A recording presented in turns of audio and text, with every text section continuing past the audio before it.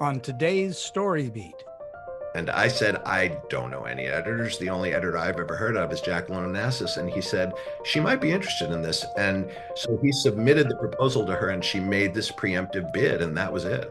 The first time I went to her apartment, I went into her library and she came in and she gestured to the shelves of books and she said, these are my friends.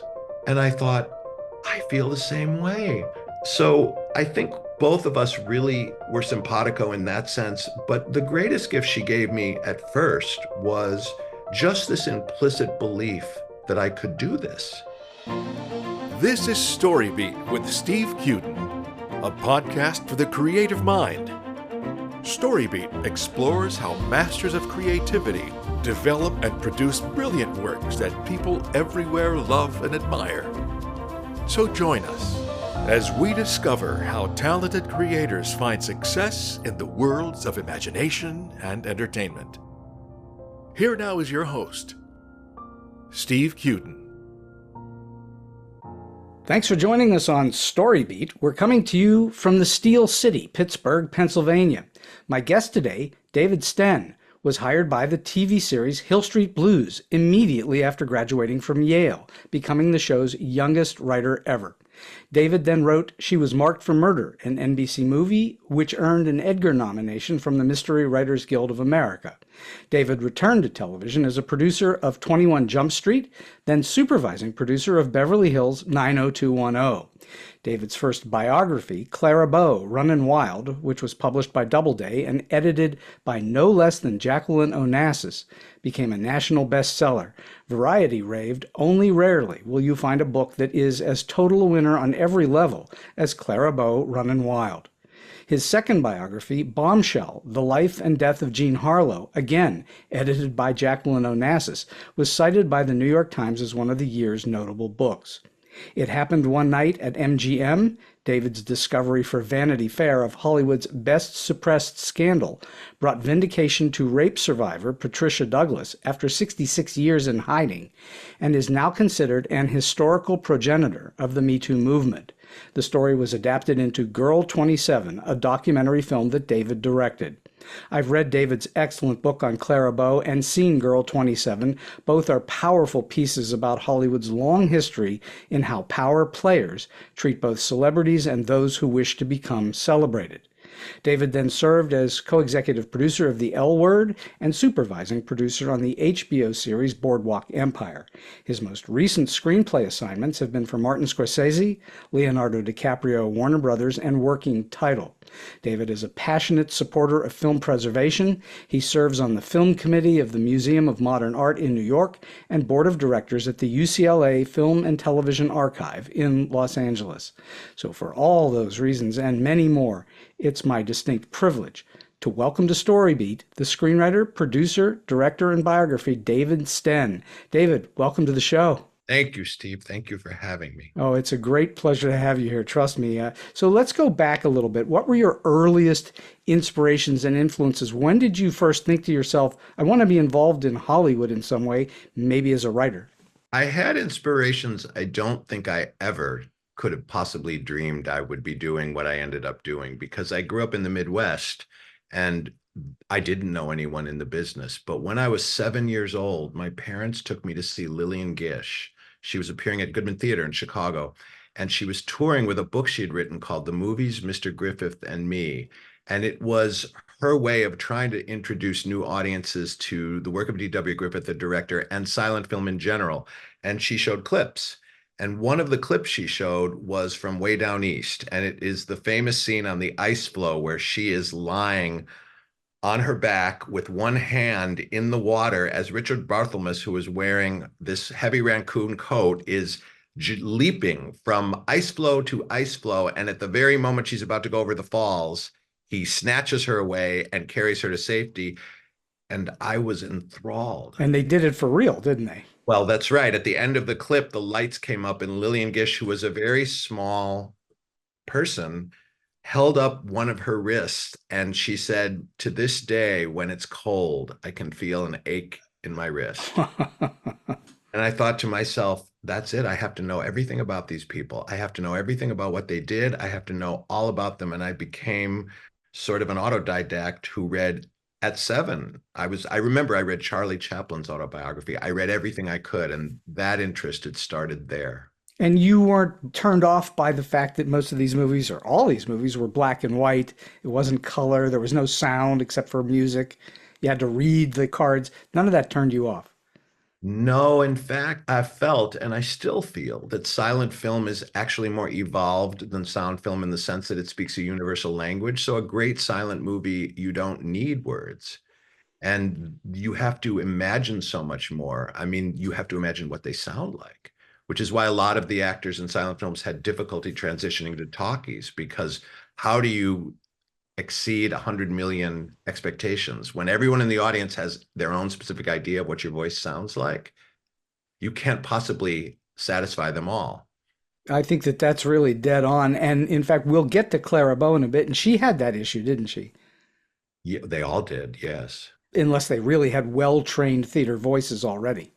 Yes, but even then, did their voice match their screen persona? Oh, well, that's true. Did the voice match the persona, which is really kind of the reverse of radio, where you're hearing the voice and expecting to see a person that looks like the voice, and they often look nothing like their voice. That's right. So when did you start to write? Was it that early?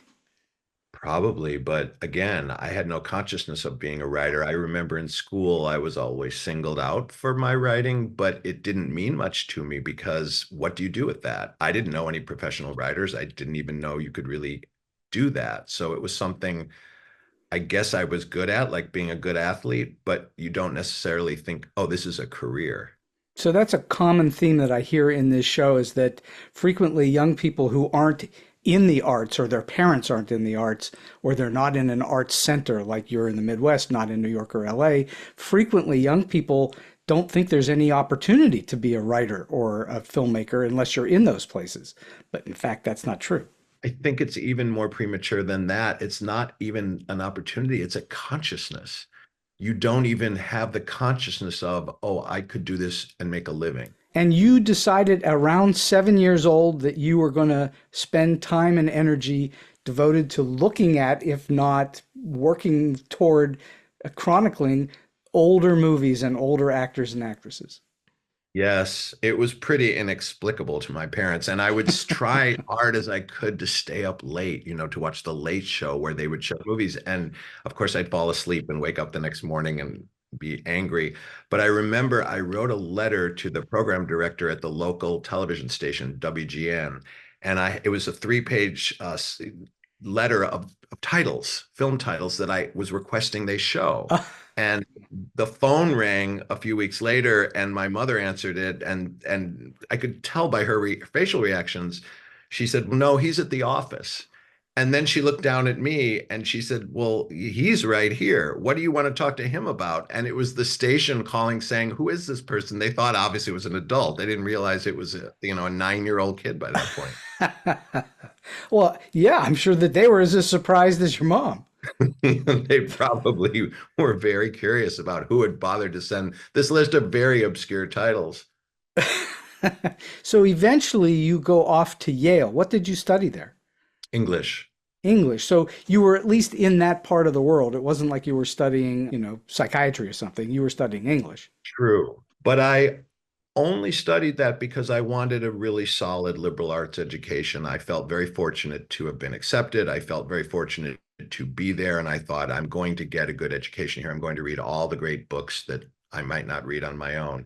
I still didn't ever see myself doing anything creative for a living. Well, this is the interesting question then, because you're the second person in my life that I know, and in fact, the second person who's been a guest on this show who got hired into Hollywood straight out of college. Now, the first being Rick Hawkins, who wound up on the Carol Burnett show straight out of college. How did you get onto Hill Street Blues of all shows straight out of Yale? It was really fortunate. What happened was I went out there and I had this vague idea maybe I could be an agent. And then I met some agents and thought I could never do this. So I did read a lot of scripts because I was just so interested in the business, and a lot of them were not very good. And someone I knew who was working out there at the time said to me, well, you think you're so smart, you try it. And I thought, the worst thing I could do is suck. I mean, that's the worst thing. So I thought, all right, I'll try it. And I wrote a script and it sold. It sold to a producer named Jerry Abrams, the father of J.J. Abrams.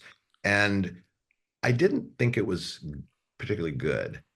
So I wrote another one that I put more heart into, and I thought that might be good, but I still wasn't sure. So I had read about David Milch, who had taught at Yale, and he had written a script for Hill Street Blues while he was teaching at Yale, and it sent it in, and it won an Emmy. And then he went out to Hollywood and started working on Hill Street Blues full time. And I did not know him in college, but I wrote him a letter and I said, everybody out here lies. I wrote a script. I'm not sure if it's any good. If you have time, could you possibly read it and tell me the truth? Because if it's bad, I'll stop. And I put it in an envelope and I addressed it to him and I put it in the mail.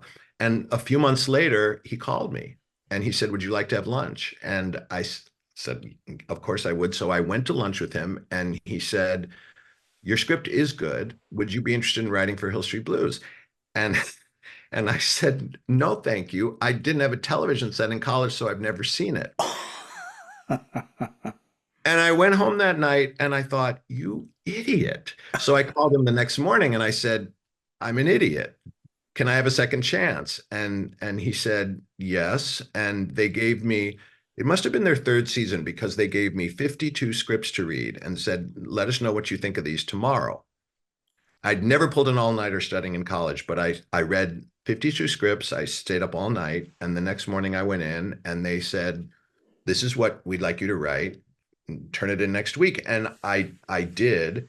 And David called me at about 8:45 the next morning and said, this is good. We're putting it into production next week. Wow. It was like a fairy tale. It doesn't happen today. Oh, it doesn't happen hardly ever. And people say to me now when they're starting out, so the younger writers I mentor, tell me how you started. And I say, well, I don't think I will because you'll put your head in the oven. Yeah. It was really wonderful. And then they hired me for more, and working in my initial experience professionally out there with people like David and Stephen Bochco and Roger Director and Mark Frost and Jeff Lewis, I idolized all of them. And I just sat in that room and I was smart enough to keep my mouth shut and my ears open. And it was just a wonderful introduction to the business because working with people that were so A, talented, B, scrupulous, and who taught me how to not only be a better writer, but to be a better person in that world, which becomes very important on a television series because you're with the same group of people for long periods of time, unlike a movie. You were working on one of the groundbreaking television shows in history. Yes. I mean, it really broke ground. The way they told stories, the way they treated characters, all of that was groundbreaking. It did. And one of my shows was called You and Me, Babe, EWE. And it was about Hill and Renko find a man dead in bed with a sheep. And how will they tell his wife? And I wrote it and turned it in, and Standards and Practices at the network said, absolutely not. We will not air this. And I thought, well, there goes my career. You know, it's over as soon as it began. And Stephen flew to New York to meet with them and said, this goes on the air. And I never forgot that because he didn't have to do that for me. He could have had another script written, and what he said went, and the show aired, and he gave me a career. Well, that not only just exceptional, it's truly extraordinary. It just doesn't happen. It happened to me. I mean, it was a miracle, but it also taught me how to pay it forward in the sense of helping new people like they helped me. And fighting for material, which is why that show was so good. The fact that their standards were so high of themselves and of everyone else, and they were tough. They were demanding, and I really responded to that. And there were times when, you know, they could be very critical, but I would think to myself, you know, okay, David Milch is a genius. Just listen to what he's saying, not the way he's saying it, because he's helping you. And you know, Sid the Snitch has been on this show, Peter Jurasik. Yeah, wow. And he was just wonderful to chat with. So I am curious, how did you learn how to write the first script you wrote if you weren't taking screenwriting classes? I don't know. I think maybe, honestly, I always say I never went to film school because I went to the best university to learn how to write a script, which is to watch the masters. Sure. I had seen so many movies that by the time I actually tried writing scripts, I could say to myself, well, if I do this, it won't work because they did it in such and such, and it only worked this way. And I had a real sense of listening, not only watching, but listening to Billy Wilder, listening to John Lee Mahan, listening even to Mae West, just the way they wrote. It instructed me in a way, it's like the Greeks, reading, there's nothing new under the sun. It's just how you execute it, how you tell the story. Oh, for sure. There are no new stories. It's all execution and way you points of view and all the rest of it. But I'm still wondering how you understood the mechanics of writing a script. Had you just read a lot of scripts? I read a lot of scripts and I Uh-huh. would see the ones that worked. And so I would sort of autopsy them in my head. I would say, why did this work? What made it work? Or why didn't this work? Why doesn't this work? And there were certain writers that had a style that I admired, which I said, well, I'm not going to steal their style, but clearly you can develop a sort of idiosyncratic style if you want. And I also learned, and this is really important, although it has nothing to do with writing per se, which is how to make something really readable. Because executives are swamped with scripts, and if you can't grab them in the first 5 to 10 pages, they won't stay with you. So how do you keep them reading? That's for sure. Not for content, but just for execution. How do you, what, in terms of a writing style? Well, that's what I was getting at is that you come from English at Yale and you were trained, I'm sure, to write in prose, not in a script style, which is a certain specific mechanical way of writing, as opposed to the storytelling, which is a whole other issue. But I'm talking about just the mechanics of what do you do with a slug line? How do you write action? How do you write dialogue and so on? Those mechanics on a page are specific to screenwriting, not to prose writing. Yes, and I made plenty of mistakes. I overwrote like crazy. I would give parentheticals for actors and until I learned that they hate that. Yes. I kind of directed as well, which I have no talent for and no interest in, but I realized, okay, directors don't like scripts that try and do their job. Actors don't like that. So I learned on the way, but I paid a lot of attention. I'm so happy to hear you say that because for years and years I've taught that exact thing. Don't direct on paper. Don't tell the actors how to act. Let them do their job. And you have to accept pretty early on, if you're going to devote yourself to screenwriting, that you are part of an architectural blueprint rather than an author. The first thing a screenwriter signs is a separation of rights with the studio, which releases their copyright. It's the only medium where the writer surrenders copyright. If you write books or plays, they can't change a word without your approval. But in Hmm. screenwriting, everyone can. So you have to understand it's really collaborative. And I've met a lot of writers who are bitter about the fact that their scripts get changed or they didn't turn out the way they wanted. And it's a legitimate complaint sometimes, but at the same time, they have to realize going in that that is just an occupational hazard. It always happens, unless you're the writer director. Exactly. As you know, I've written a lot of scripts myself, and I learned very early on to be a mercenary about it. I'm going to do the best job I know how. I'm going to make it in my voice. I'm going to give them the best story that I can come up with. I'm going to walk away and hope that they give me my proper credit. And as long as they pay me, I'm good. You've got to be a professional in that way. Yes, and you have to be dispassionate and somewhat detached and not take anything personally. Sure, absolutely. If you do take it personally, you're not going to last very long. That's right. In fact, if you do take it personally, they'll get rid of you as quickly as they can. That's right. Because being difficult is probably the worst thing you can say about somebody in that business. So the opposite thing that you've done is you took whatever training you had at Yale in English and then translated that into books, nonfiction books. And so was that something that you also had a passion for early on, was coming up with stories about existing people, biographies? I think I had a passion for truth and investigation. I think I always loved to find out things and to research. I love to research. So that was not something that was being fed or nurtured in my screenwriting career. And so I almost started doing it on the side in secret Hmm. because I was just enjoying it. And at the same time, I met a man named David Shepard who worked at the Directors Guild, who was responsible for saving a lot of silent films in the 1960s when the studios were just carting them. And so he was a hero to me. I just heard Alexander Payne introduce a film where he said, I want to thank my mentor, David Shepard. And I realized, oh, David Shepard helped so many of us.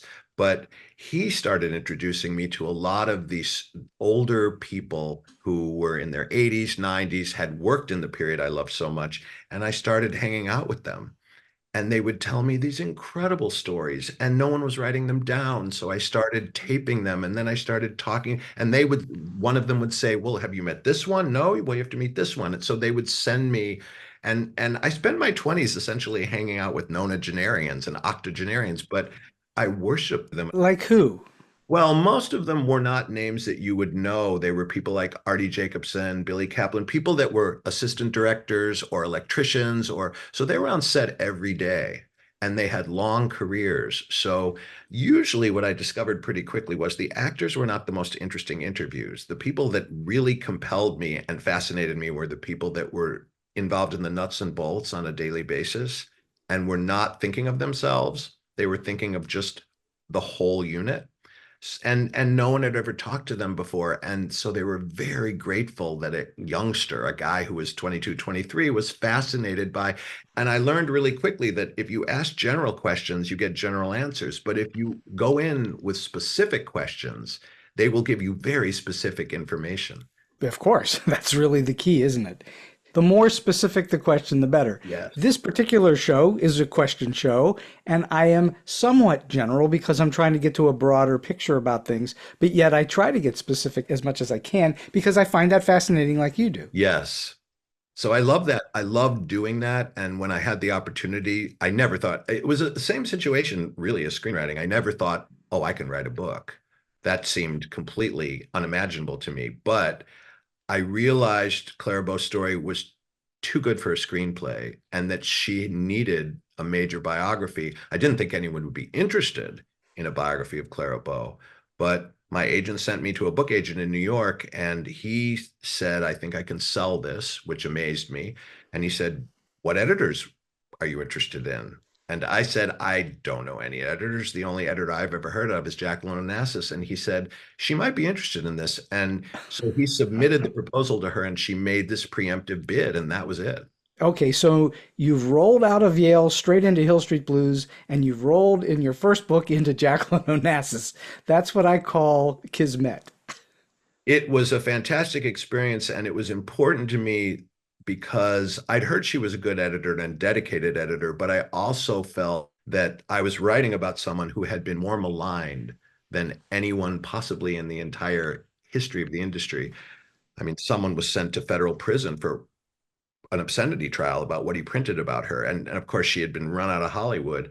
So I felt like Jackie had dealt with enormous amounts of attention and judgment and also had integrity and would protect the book. I wouldn't have an editor saying to me, hey, can you sex it up a little more? I mean, I was already writing about a sex symbol, so I just wanted to tell the truth. Well, you were writing about the it girl. Yes. So let's go back a half a step. You had to have sent something to her to get her attention to say, this guy knows how to write. He's got a really good sense of what he's going to do. What did you prepare for her to read? You have to submit a proposal. That's standard. I think it still is.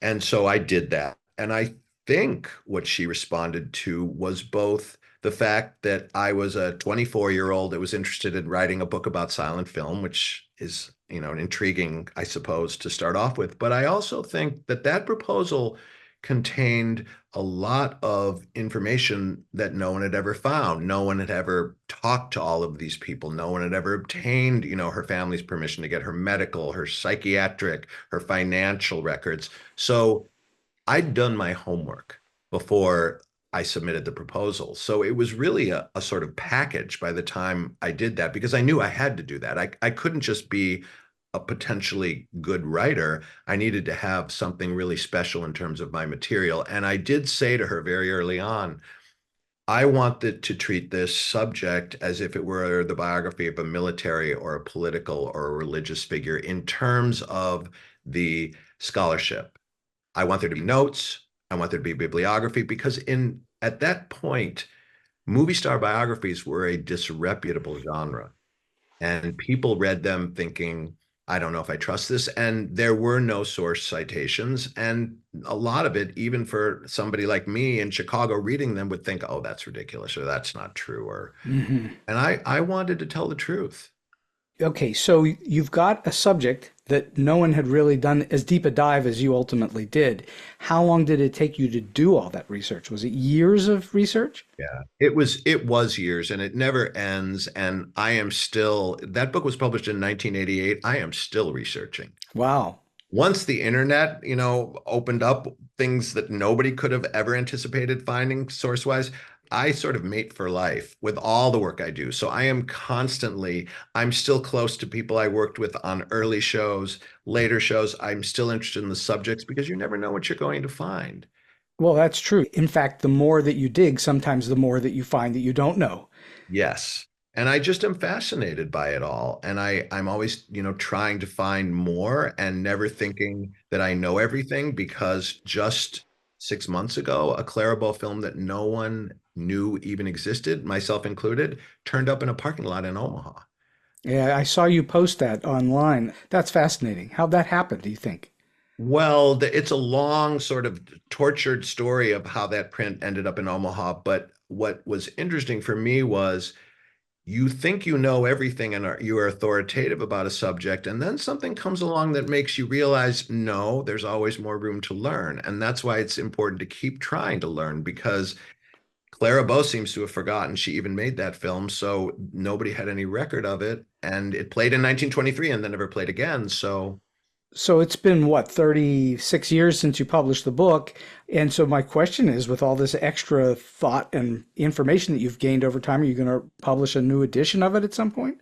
I might. I mean, Instagram, I have an Instagram account now at Real David Stenn, and I put a lot of my archival findings, photos and clips and audio on there because people like to hear it and it's an immediate way of doing it. I did a revised edition. The book has been in print since it was published, which is kind of miraculous, but I did a revised edition in 1999.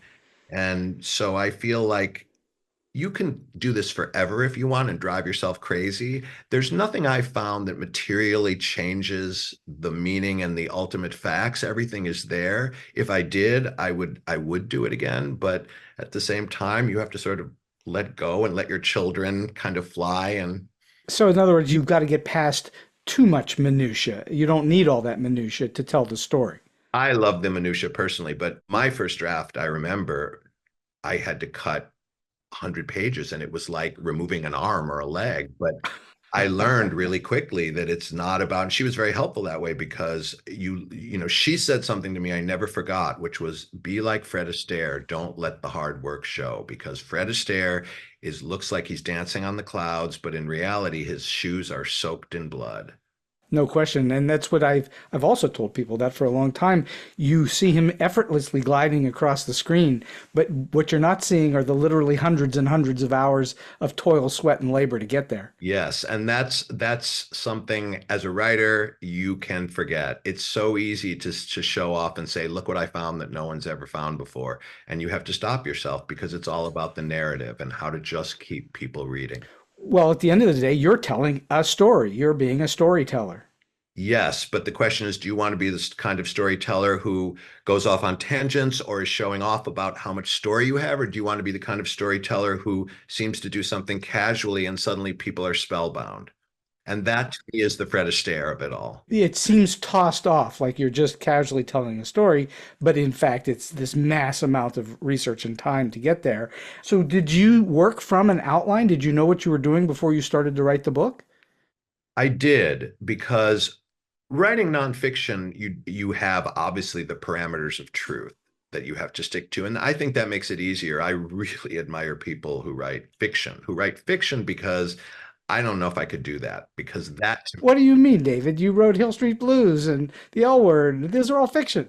I mean, a novel. When you have to be sort of stylish and you have to make up, you can do anything you want. That is daunting to me.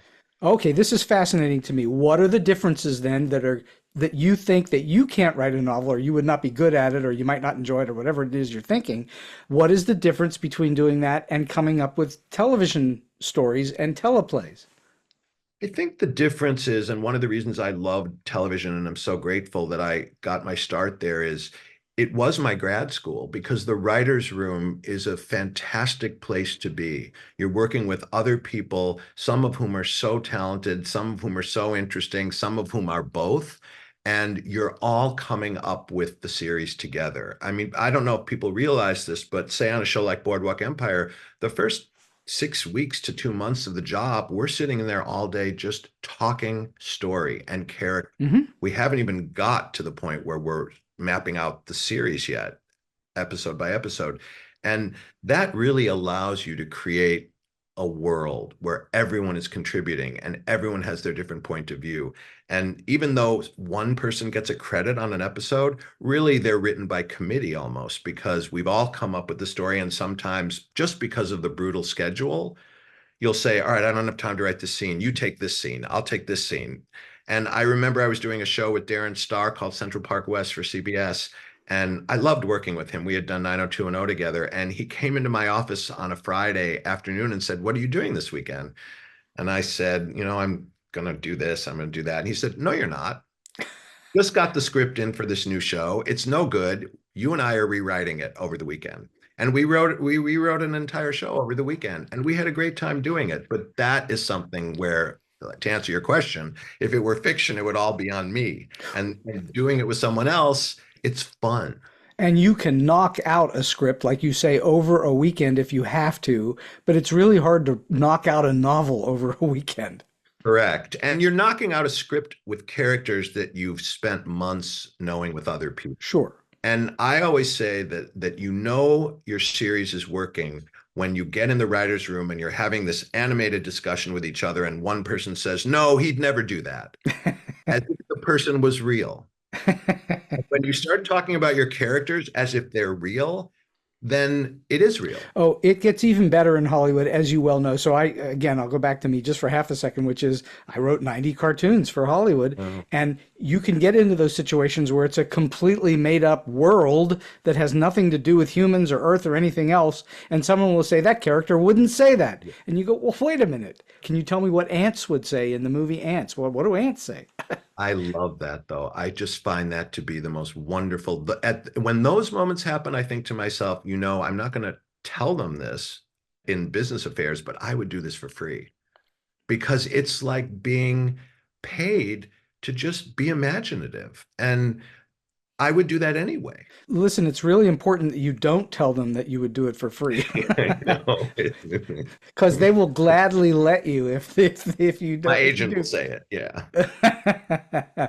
So, all right, you did work from an outline, but I'm curious, how did you think about the structure of it before you started? Now, that's where you get to your outline, but what was your structural thinking? It was chronological mostly, yes?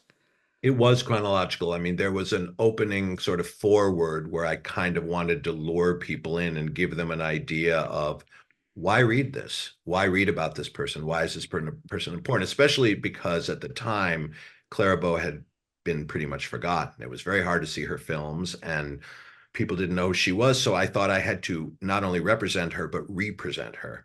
And to say so, but other than that, it was really chronological, and I wanted it to read like a novel.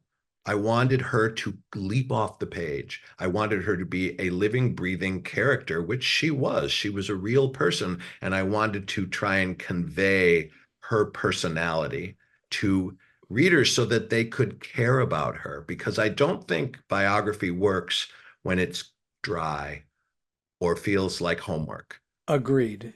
And I do think that the way you wrote it, it read like a movie. It read like she was a character in a movie, and yet she was real. Well, thank you. I mean, I was very fortunate because her life was like a movie. Hmm.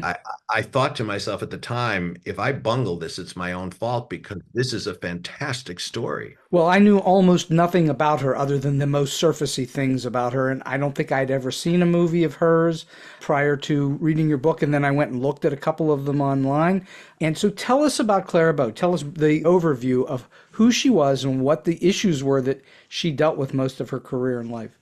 Today, she's best known as the It Girl, the original It Girl. And it at the time, it today has the meaning has shifted 180 degrees because it today means temporal or ephemeral, the It restaurant, the It handbag. Back then, it was her and only her because she had a quality that transcended sex appeal, although it was a lot of sex appeal, but it became a quality that women loved her because they wanted to be like her. Men loved her because they wanted her. And she had a sort of personification of the roaring 20s. But she also had immense talent and an emotionalism that the screen had never seen before. So not only she didn't break the mold, there was no mold before her. She was the first American sex symbol. What years? Well, she started in 22, she got huge in 26, and she retired in 33 when she was 28. So it was a relatively brief career, but a hugely impactful one. She was the number one box office attraction, and she mesmerized a nation. And she made how many movies? She made 57 movies. In 1925, she made 15 movies alone. Oh my goodness. Well, they were literally cranking them out. They were literally cranking them out. And in fact, that was what finally damaged her career was that her studio, Paramount, felt we don't need to put her in good material. People will see her in anything. So there was no career management. Well, they didn't know about careers then. It hadn't existed. MGM was smart. MGM kept Garbo off the screen for almost a year and a half from the silent to talkie transition. Paramount gave Clara Bow 2 weeks. So it's like taking someone out of the Super Bowl and dropping them in the Stanley Cup and saying, you're on. So there were studios that were more careful with their properties than Paramount. Paramount at the time was just a huge factory. They owned more theaters than any other studio. And so they were just trying to fulfill their theater demands with product. And if I understand correctly from reading the book, she was in many ways her own worst enemy. In the sense that she lived an honest, forthright life, yes. In the sense that she didn't know how to play the Hollywood game, in the sense that she wasn't ashamed that she was from a slum in Brooklyn or that her mother was mentally ill, yes. Hollywood at the time was very preoccupied with its own social pretensions because all of these people were outcasts. You know, they came from a time when the hotels said no dogs are actors. So everyone wanted to put on airs, and Clara Bow felt like she wanted to be herself. She never learned how to play that Hollywood game, to her credit. So, in putting the book together, did you need to go obtain any kind of rights, whether rights for life story or rights for pictures or anything like that? Well, you always have to get releases for photographs. I think to me, what was really important was to get everybody so that I didn't have someone where I would say, I wish I'd gotten to that person, but they wouldn't speak to me, or I wish that I'd been able to reach this person. So her family was hugely important to me. And that took me about 3 years. Her son was Rex Bell Jr. was the district attorney of Clark County, which is Las Vegas. He was a very, very intimidating guy. He had played football at Notre Dame and basketball at UCLA. And when I met him, I went to his office in Las Vegas, and he had just won his second term by a landslide. And I was really nervous because he had said to me, look, I don't know why you want to see me. I will not cooperate with any. They had been so burned by what had been written about their mother, who at the time was really the punchline to all of these old Hollywood dirty jokes. And I thought, all right, he's going to give me 20 minutes, if that. What can I do? What can I possibly do? I need him. So I thought, all I can do is show him what I've done, which is research. And I'm serious about this. I've done a lot of work already. So I went into his office, and he had his feet up on the desk, and he had his custom-made cowboy boots. And he was looking at me, sort of, assessing me. And he said, well, I don't know much about that I can tell you about Mother's childhood. Her mother died when she was 7. And I said, well, actually, her mother died on January 5th, 1923, when your mother was 17. And here's her death certificate. Would you like to see it? And the tone of the meeting started to change because he sat up, he took his feet off the desk, and he reached for the death record and he read it. I think anyone would have this reaction. You could see his family history coming alive to him in a truthful way. And he's looking at me and he said, "What else do you have?" And I never left. We spent the rest of the day together. And then he drove me to the airport, and his wife worked for the FBI. And he said to me at the end of it, "She says to do anything you'd want." And I got on the plane to go home, and my life had changed because he signed releases for everything that I had access to. He gave me releases for everything without even looking himself. And that level of trust that he had in me, it galvanized me. Not that I wouldn't have been this way anyway, but it made me think, all right, I have to do an absolutely flawless job because he is entrusting me with his mother's story. And you were more or less still a kid at that point, weren't you? 24. Well, that's young. I mean, that's really young. It was young, but I always had a sense of what I wanted, and I always had a sense that the worst I could do, like I said before, was do something badly, and that didn't frighten me. You said that earlier, and I wanted to comment on it, and we got further downstream. But here's the thing. I think that that's incredibly wise. And it's not common for people to think that about their work, that what's the worst that can happen is it just doesn't work. Most people find their own work to be precious in some way, and they hang on to it really hard. You have a very good attitude about it. I'm lucky. I think I have some neurochemical like aberration where if someone hates something I've done that I like, I can say, no, I like that. Whereas if someone loves something I've done that I don't like, I'll say, no, I still don't like it. I'm sort of my own harshest judge, but I have an ability that I learned early because I saw people, like you're saying, I saw writers torturing themselves over scripts or just beating their heads against the wall. And I thought, I have to be able to develop the ability to get to a certain point and say, this is the best I can do and let go. Well, I think that that's really wise. If you can let it go, that's really helpful to having a longer career so that you don't run yourself out of town. Yes, probably that's true because I've had a long career. So something allowed me to be able to do that. How similar was your experience then in doing the Jean Harlow book? The Jean Harlow book was a lot easier in one sense, which was I didn't have to prove myself. So I had already this book that had been a surprise hit. And so people were much more willing to speak to me. With Clara Bow, it was harder because I was a kid. I was unproven. When you have a book under your belt, I could send it to people and say, I remember Irene Mayer Selznick, the wife of David O. Selznick, ex-wife, and the daughter of Louis B. Mayer. She never gave interviews. And I sent her my book and I sent a letter and she called me and she said, no one's ever sent anything to me that's this organized. And I read your book and I will talk to you. So that was a calling card that I was fortunate to have that the second time. And also, the mission for me creatively was different because with Clara Bow, I felt almost like a knight, Knight, who was there to rescue her from this really undeserved reputation. With Jean Harlow, I felt more like Woodward or Bernstein solving the mystery of her death and solving the mystery of her husband's death. It became much more investigative in a way of, because there had been a lot written about Jean Harlow and all of it was scurrilous and false and fictitious. So I was able to sort of correct the historical record, and that felt more dispassionate in a way. With Clara Bow, I was emotionally involved in a way. Were both of those outcomes fulfilling for you to get to that point? They were different and they were fulfilling. For me, being someone who really relies on his emotions, the first one was like a love affair and the second one was like a job, but it was a great job. And I think that would have been true if I'd done a third book with Jackie. I think I would have had a very different relationship with my subject as well. You bring up Jackie again, and I think that that's also part of this. What was her contribution to this? How did she make these books great? Well, thank you for saying that. Great. I mean, people always obviously ask about her. Sure. And Well, I always say, think of the best thing you can think of and it was better. Wow. She was such an amazing, extraordinary human being on so many levels, and she loved writers. Writers were her favorite people. How many people do you meet where writers are their favorite people? Well, not too many.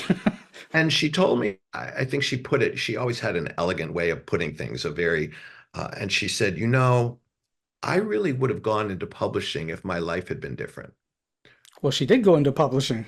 But I meant as a younger person. She would have never gone into politics. She wouldn't have met Jack Kennedy, all that. She loved books. The first time I went to her apartment and I went into her library and she came in and she gestured to the shelves of books and she said, "These are my friends."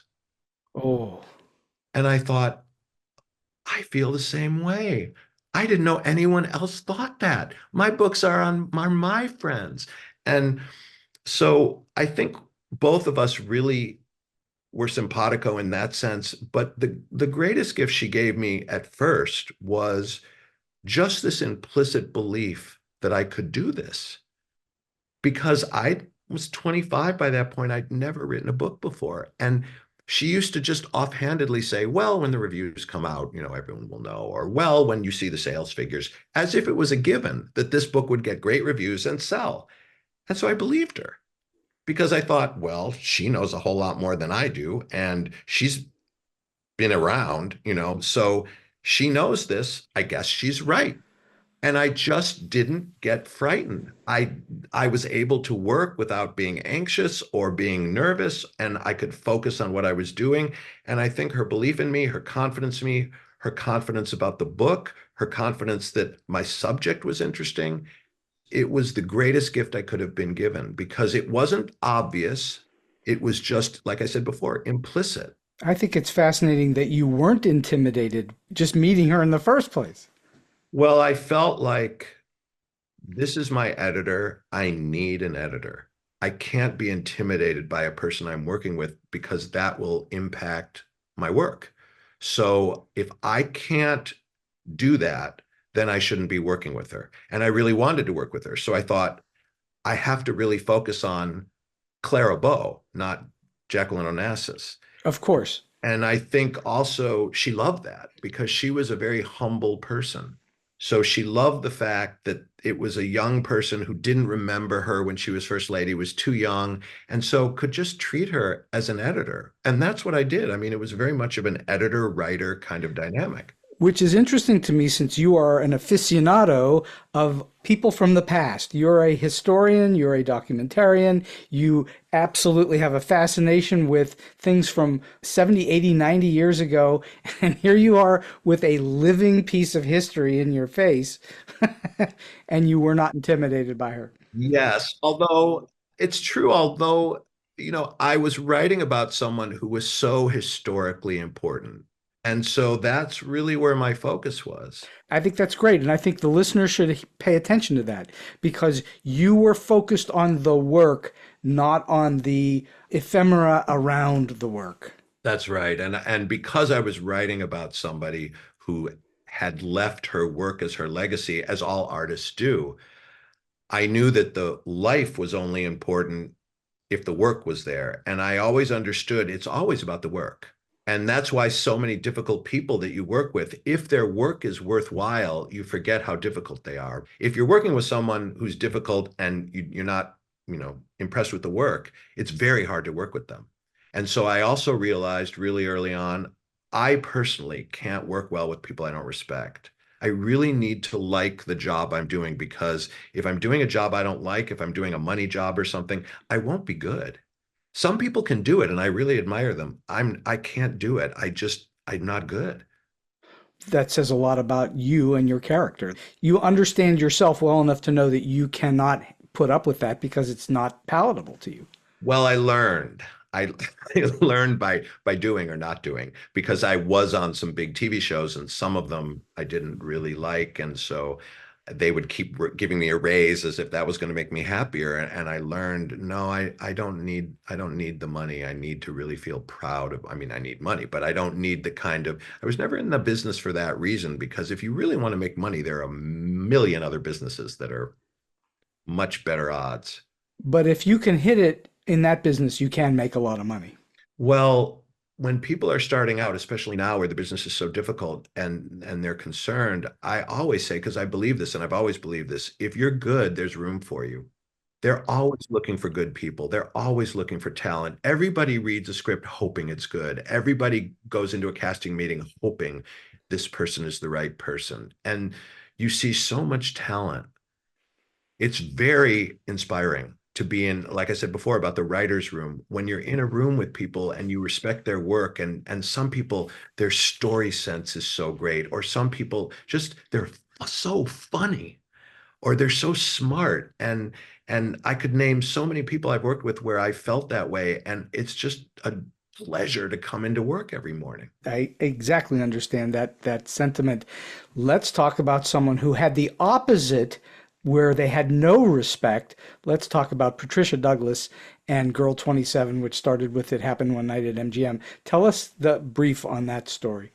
Well, that started, I was having lunch with Jackie and Bombshell was about to come out, and she was always trying to get me to do another. She would say, "What are we doing next? What are we doing next?" And when Jean Harlow died the first week of June in 1937, that was a huge story. I mean, this 26-year-old, the biggest, MGM's biggest female star, is dying. At the same time, the Duke of Windsor is marrying Wallis Simpson. So you have two of the biggest stories of the decade. And this other story is pushing both those stories off the front pages. And it's about this 20-year-old dancer who claims she was called for a movie, a musical, and it was actually, she was tricked into attending an MGM stag party.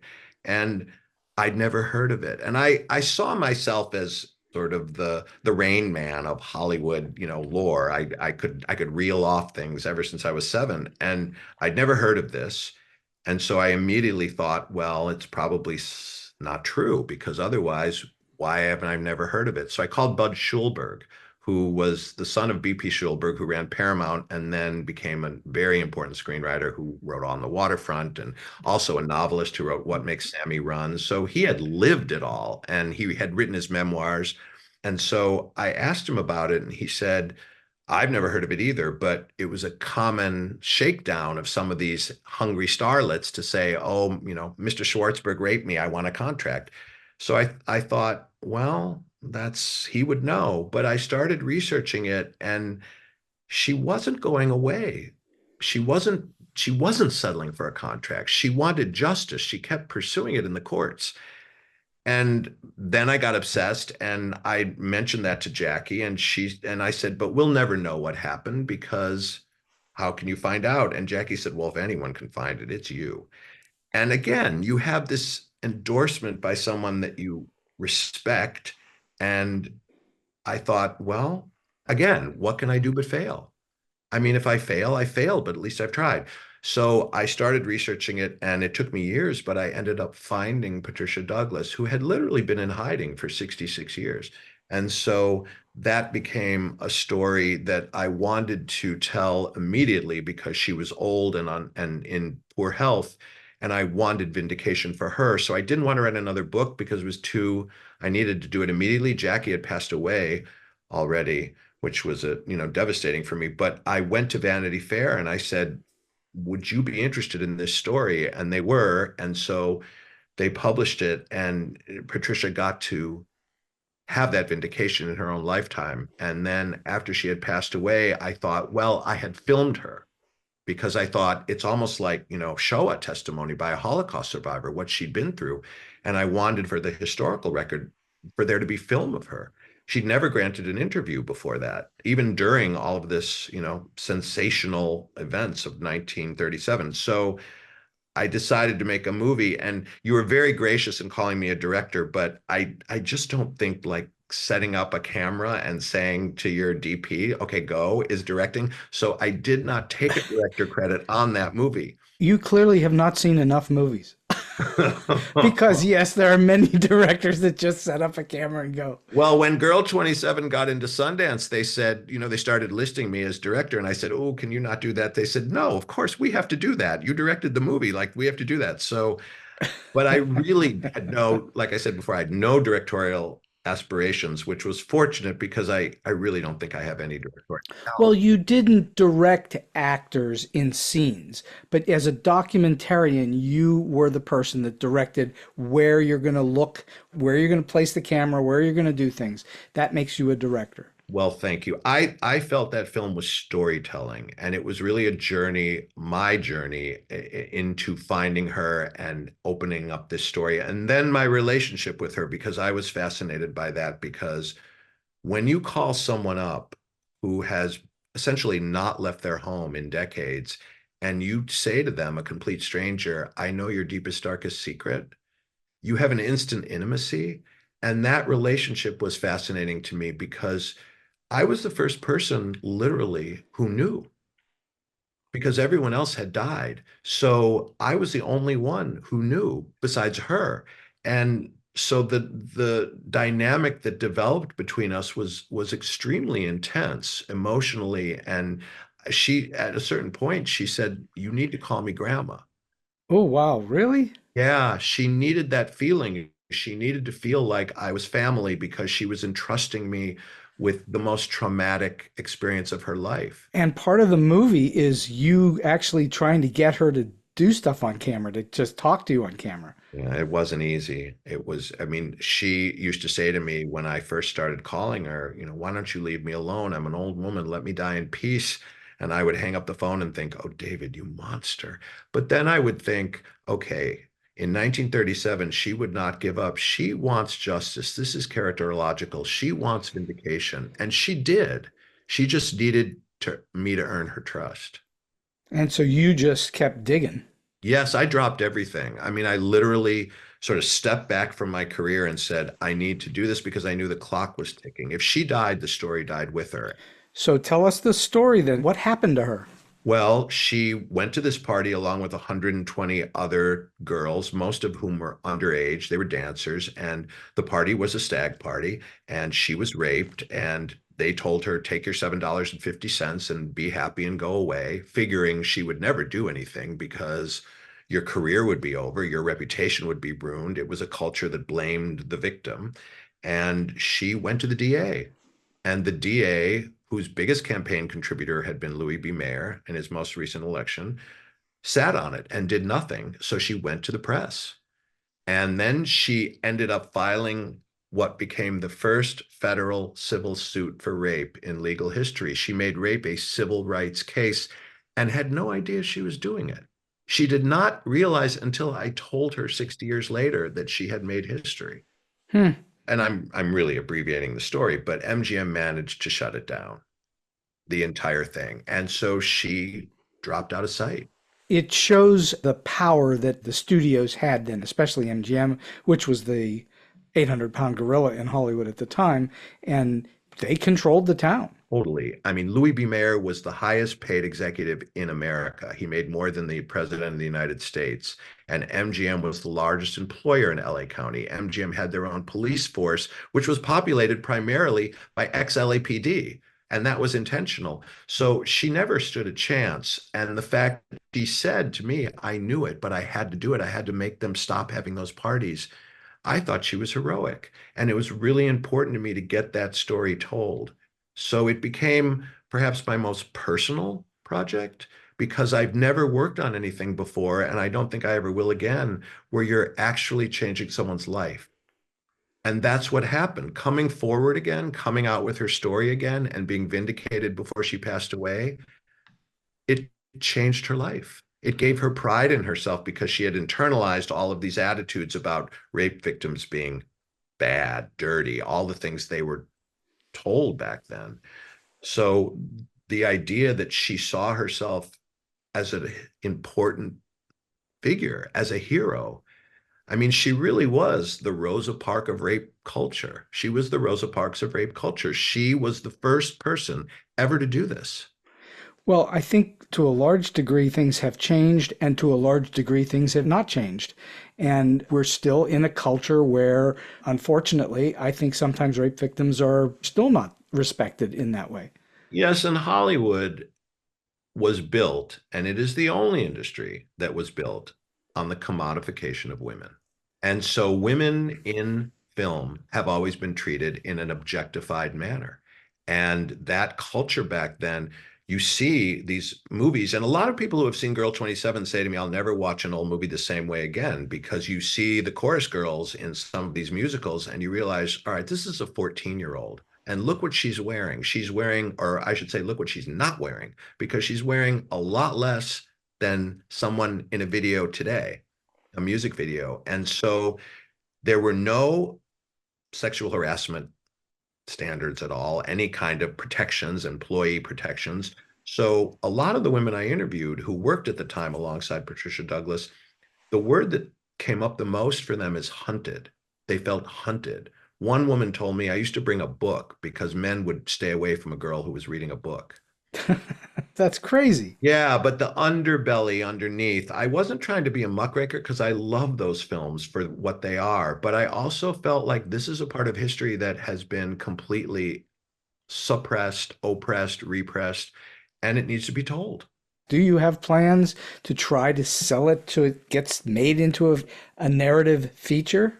I don't have plans to. Or even a series? It'd make a great series too. Yeah, it's a tough subject, but I think it would. It's an amazing story because the fact that she lived to tell all those decades later and have the last word. She lost in the court of law, but she won in the court of history, and the court of history lasts a lot longer than the court of law. And you helped to do that. I was the person who facilitated it, but I always felt like she was waiting, because after the article came out and I read it to her, she sighed and said, "Thank you, I can go now." Oh, wow, that's powerful. Because yeah, she could rest in peace. I really felt the first time she allowed me to meet her in person, she was sitting on her couch, almost like Buddha, waiting. And I thought, she's waiting. She really does not want to go before she's found justice. She was haunted. Yeah. And a lot of other people that I interviewed, and even at Sundance, after each screening, there would invariably be a couple of women, they were actresses or not, and who would come up to me and say, "Thank you for this film." And you could tell just by the way, the exchange and the look, that they had been through something. Well, I, for one, hope that you can find a way, as a well-known screenwriter, David, to turn this into some kind of either a feature film or a limited series, because I think it's a very important story. The way you've told the documentary is terrific, but I think it deserves a much broader audience, and you're going to only get that either through a book or through a big feature. I have ideas. Well, I hope you get there. I've been having the most fascinating conversation with David Stenn, the screenwriter, author, documentarian, for the last hour plus, and we're going to wind the show down a little bit. And in all of your experiences, and you've certainly had many, are you able to share with us a story that's either weird, quirky, offbeat, strange, or just plain funny, more than the ones you've already told us? There were so many that I don't even know where to start. Well, give us at least one. I'll share the first one because it always stuck with me. It shows what a sort of hayseed I was, which is the first Hill Street Blues episode I ever wrote. They were shooting and the director was there and everyone went in, and I didn't know what I was supposed to do. So I stood outside on the lot while the door was shut and they were shooting inside, and Stephen Bochco was driving by in his golf cart, and he said, "David, what are you doing out here?" And I said, "Oh, well, they're making the show and I'm waiting." And he said, "Well, what are you waiting for?" I said, "Well, they're working inside." He said, "You wrote that show. Go in, get inside." And I also remember working on Beverly Hills 90210. And in those days, you didn't know if your show was working or not until the ratings came in. And even then, we were on Fox, which was a nascent network. So all those ratings were low anyway. So we couldn't tell. And I remember on a Monday morning, my assistant showed up and she said, "Luke Perry went to a mall in Florida this weekend and 18,000 kids showed up." And I said, "But that's not possible. 18,000 people don't watch our show." So you could really be the last to know that you had this massive hit on your hands. You had more than 18,000 people watching that show. Well, that's how we found that out. And became even bigger after that. Yes, by that point we had figured it out. But I remember that was the moment where I thought, this show might be working. And continue to work for quite some time. So, all right, last question for you today, David. You've shared with us a whole lot of information today that's very, very useful advice for anyone who's in the business. But I'm wondering, do you have a solid piece of advice that you can share for those who are just starting out in the business, not quite like you did perhaps, but starting out in the business, or maybe they're in a little bit and trying to get to the next level? And that can be for either writing books or for the business of Hollywood. Well, what I would like to share does cover both. And it was told to me by my very first mentor, William Goldman, who I met when I was in college because I would write everyone a letter. I didn't know them, but I would write them all letters. And I wrote him a letter because I admired him so much. By that point, of course, he had won 2 Oscars, one for Butch Cassidy and the Sundance Kid, one for All the President's Men. He was an extremely successful novelist who had written Magic and Marathon Man. And he'd written nonfiction books about Hollywood, which became sort of Adventures in the Screen Trade, which became sort of a Bible of how to handle yourself in the business. And he said to me, well, if you're ever in New York, look me up. So of course I said immediately, I'll be there next weekend, which I had no plans to, but I got there, and that was the first time I met him, and I got to know him, and he was wonderful to me. And he was wonderful to a lot of people. But one thing he said to me that I never forgot, and not only didn't I forget it, but I lived by it, which is, don't just do this. And I said, but what do you mean? That's all I want to do. And he said, no, you have to find something else to do. I write books because when they break my heart over a script, I have my books because my books belong to me. And I thought, And you were asking me earlier why I moved to books when I was doing so well in television. And that's why, because I remember thinking, okay, I'm doing this now and I'm doing well, but I need to be doing something else because Bill told me I should really be also having some parallel thing that when they break my heart will be unbreakable heart-wise. And that was the advice that I've lived by my entire career. Well, first of all, William Goldman is arguably my number one, maybe my number two, 1-2 greatest screenwriters ever. Favorite movies of all time he wrote, including The Princess Bride. Yes, The Princess Bride. And the book of The Princess Bride first. He was an exceptional human being in any kind of literary arts, and very curiously also in movies, which are not thought of as literary arts at all. And so that's very, very wise advice, that you should have something else.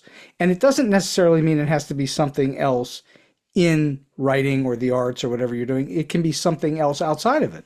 That's right. So when they hurt you and demean you or humiliate you or just treat you generally badly, which writers, I think they hate us because they need us.